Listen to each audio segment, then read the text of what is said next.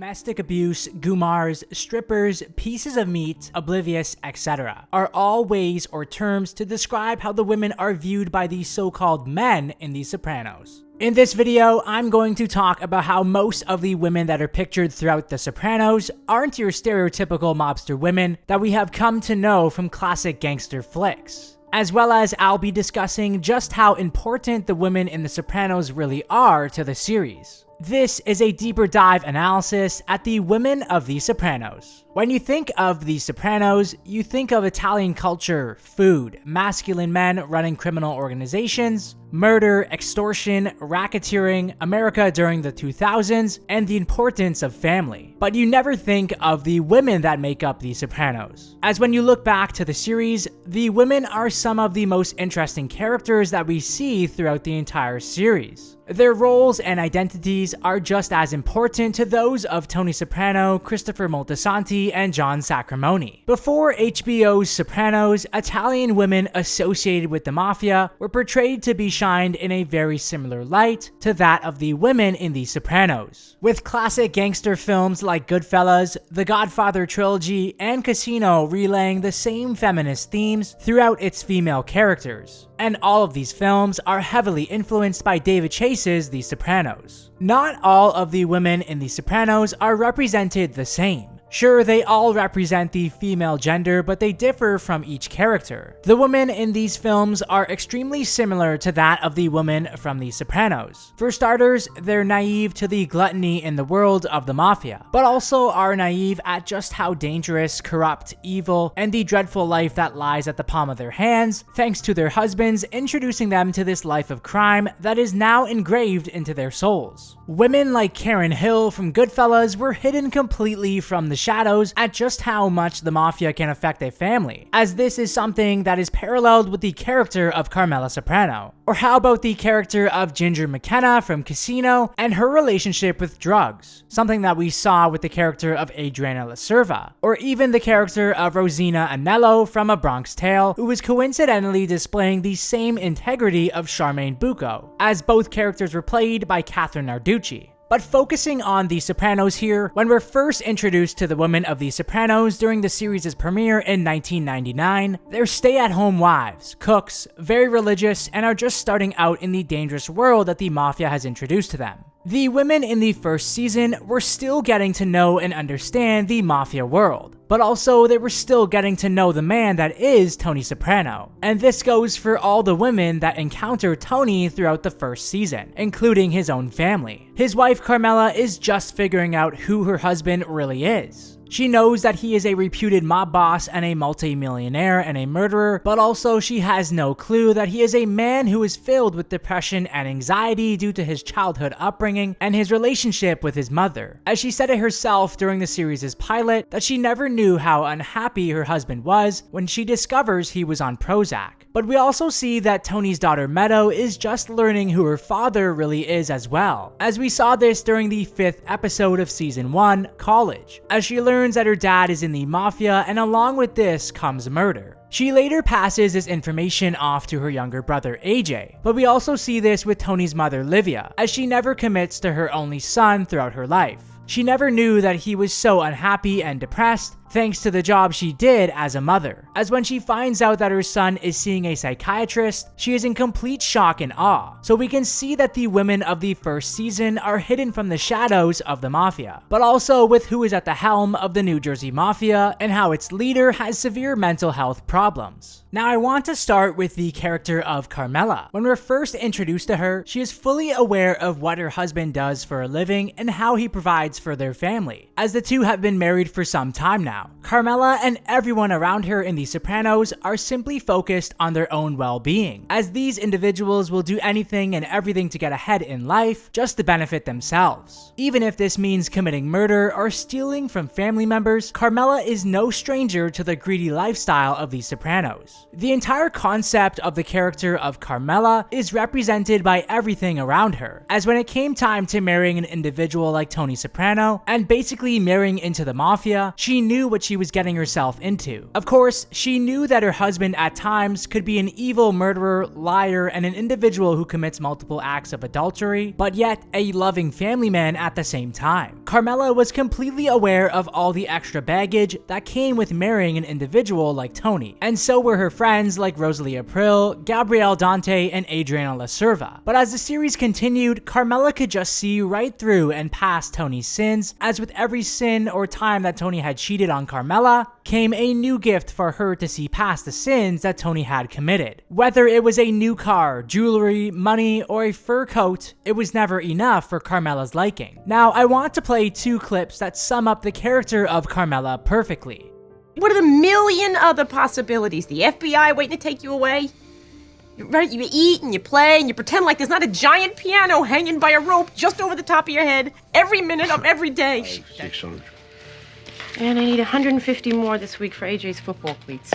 Carmela simply can't make up her mind at all throughout the entire series. And we see this narrative of Carmela using these gifts of the clothes, the jewelry, the cars, etc. to fill an emptiness in her heart that she so desperately desires as a result of her husband making her feel this way. While yes, she adores the luxurious gifts, she also would adore it if her husband would love her every once in a while. We can see this with the men that Carmela is attracted to throughout the series, as she falls for a widowed painter, a school teacher, and an immigrant in Furio, all of which don't have excessive amounts of money like her husband, but all display to Carmela their love and affection for her, something her husband never does. But rotating back to the luxurious lifestyle that Carmela has thanks to her husband, there's this sense of guilt and shame that rests on her soul by using her husband's blood money to provide for her family, as she constantly turns a blind eye when receiving gifts that her husband has provided for her, even if there's blood on the other end of that gift. We see this come to light in two scenes throughout the series, and both of which involve Carmela in therapy. The first is during the 7th episode of season 3, titled Second Opinion, as when Dr. Melfi refers Carmela to a Jewish colleague of hers to try and see through her husband's sins. We can see during this scene just how much guilt Carmela weighs on her shoulders as a result of her husband's lifestyle. The therapist tells her that her husband will never change, no matter how many times Carmela tries to enforce it on her husband to become a better individual. Whether it's to stop lying, to stop cheating, and to not commit murder, as it all now has become just a part of who her husband is. This scene is startling to Carmela, as Carmela is faced with the complete truth with the Jewish colleague. She understands her husband's life and who he has become as a person, and yet she still chooses to ignore it all just to satisfy her wants and needs in life. She embodies all the aspects in what Tony does for her. In a way, Carmela is okay with the blood money that comes in and out of her life and in and out of her home, as the gifts that Tony gives her only make her look good in front of her peers. We see this when she shows off her new Porsche to Ginny's acrimony, when Ginny is on the verge of losing everything thanks to John being on trial. The second time we see Carmela faced with the truth is when Carmela shockingly visits Dr. Melfi while Tony is in a coma. She admits that she couldn't make up her mind, that she didn't know if she fell in love with Tony in spite of the glitz and the glamour that he provided for her, or because of it, as behind all the gifts for Carmela were murders, violence, intimidation, corruption, and lies. While Carmela is okay with all of this, at times throughout the series, she is also okay with her husband cheating and lying that happens throughout the majority of the series, as by the series' ending, she has basically been on her own, taking care of their children while her husband goes out night after night and gets drunk and sleeps with whomever he pleases. But it's not just Carmela who puts up with this behavior, as it's a majority of the women in The Sopranos, as almost all the men have girlfriends on the side. We watch as Tony doesn't provide Carmela with money towards their future if God forbid something were to happen to Tony. He won't sign any legal documents for her and hides away assets and money in overseas accounts. But yet, we watch Tony give money to Angie Bumpancero out of guilt for murdering her husband. He spends large amounts of money on his girlfriends, co-owns a racehorse, and pays for Valentina and Irina's hospital bills. But by the end of it all, Carmela was just as guilty as her husband. Of course, she wasn't a murderer like her husband, but taking money out of the bird feeder, knowing where all the guns are in the home, or serving as an accessory to her husband's plan to hide incriminating evidence at Green Grove,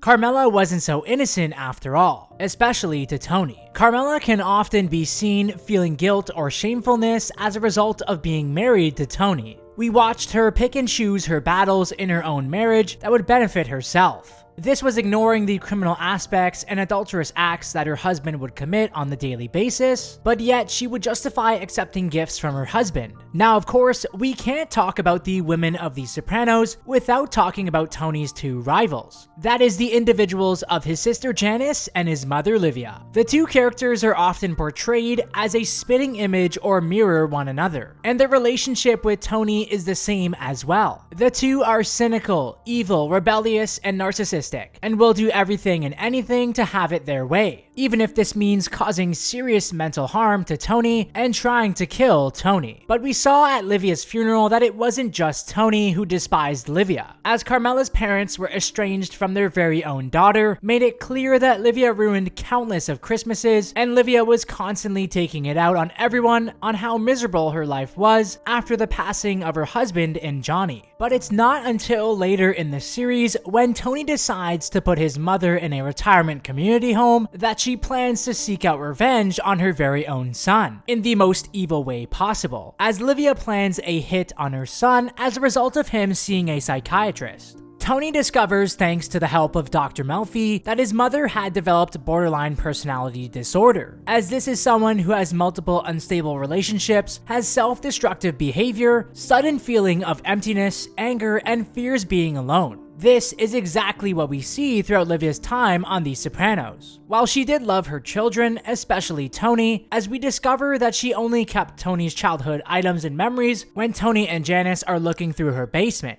Livia just never knew how to love her children. However, she wasn't the greatest mother by any means. She often put down her children and any achievements that came their way. Even when Tony is the street boss of the family, she still wouldn't take him seriously. She was manipulative, miserable, and violent, and this type of behavior often wore off onto her daughter Janice. Livia and Janice are portrayed in a tough and masculine image. This is all due in part to being associated with the mafia their entire lives. They both could be seen driving Tony absolutely crazy, only to have it result to them getting what they wanted out of Tony. There wasn't much difference between Janice and Livia. Livia at times had no personality and was just dead on the inside and out thanks to her miserableness. Throughout a large portion of the series, there's this theme of demands of life and the rewards of life. It was more often than not that Livia used her manipulative ways to get what she wanted in life. Whether it was getting the most out of her son Tony, Jr., and her husband Johnny Boy. As this is what I believe Tony was talking about in the pilot episode, with Livia wearing Johnny Boy down to a little nub.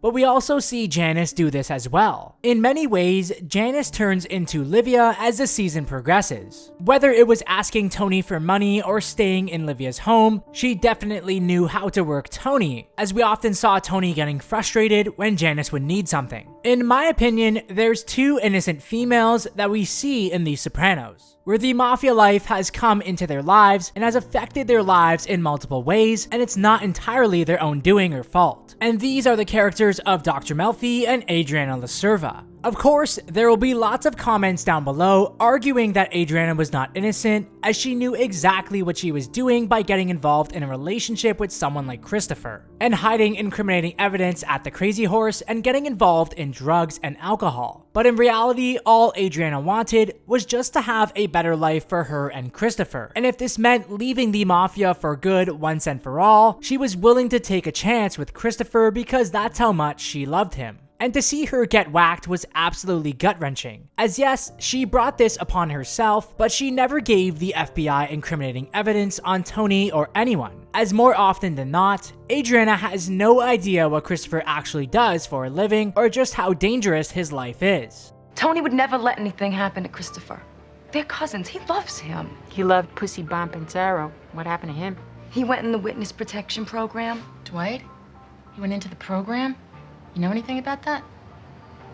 Dr. Melfi, on the other hand, is just a fly on the wall to the individual of Tony. She listens and watches how Tony reacts to all these problems that he faces on a daily basis. She gives him advice as she is just doing her job, but more often than not, she gets treated like complete garbage at the hands of Tony. She tries to pick Tony's brain as an adult and during his time as a youngster, and Tony can often be seen shouting back at her because of it. Her job was to make Tony a better individual by the series' ending, and we can all agree that she failed on that task. But when she cuts ties with Tony near the series' ending, we can tell that she makes the right decision. In many ways, Dr. Melfi represents us, the viewer, watching The Sopranos. How we feel when certain narratives take place, why we feel a certain way, and who we choose to root for and despise against during the series' runtime. She's the reason why we all have a love-hate relationship with the series' main character, Tony. This is because she feels the same way. At times, she views him as a loving family man, but at the same time, he's a narcissistic murderer, and knows that Tony will never change. When it comes to the women that are featured throughout the television series The Sopranos, they can certainly be viewed in many different ways. For starters, they are viewed by their male counterparts in a mainly negative manner. Tony and plenty of others in The Sopranos view the women of The Sopranos as objects, but also sexual objects to fulfill sexual voids. Whether it's the countless of Bing girls or his plethora of girlfriends, Tony wants one thing and one thing only: sex. And once he has filled this void, he dumps them and then moves on to his next victim. But it's not just Tony who simply views women as sexual objects. She said you can tell everything about a man by the way he treats women. Oh, check it out. I could do that, no problem.